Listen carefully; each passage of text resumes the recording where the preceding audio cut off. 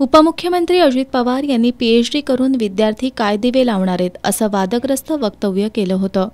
या वक्तव्यानंतर राज्यातील विविध राजकीय पक्षांसह विद्यार्थी संघटनांनी उपमुख्यमंत्री अजित पवार यांच्या विरोधात आंदोलन करून त्यांच्या वक्तव्याचा निषेध केला।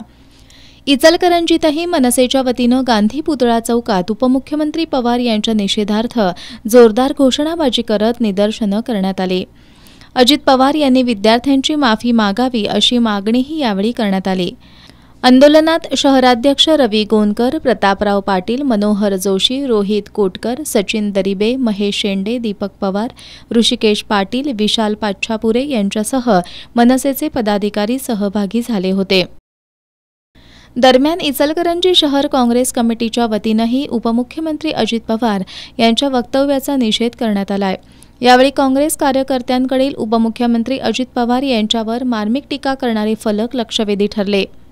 उपमुख्यमंत्री अजित पवार यांनी या वक्तव्याबद्दलचा क्लेश राज्यभरातील सर्व विद्यार्थ्यांच्या फी माफीचा निर्णय घ्यावा अशी मागणी यावेळी करण्यात आली।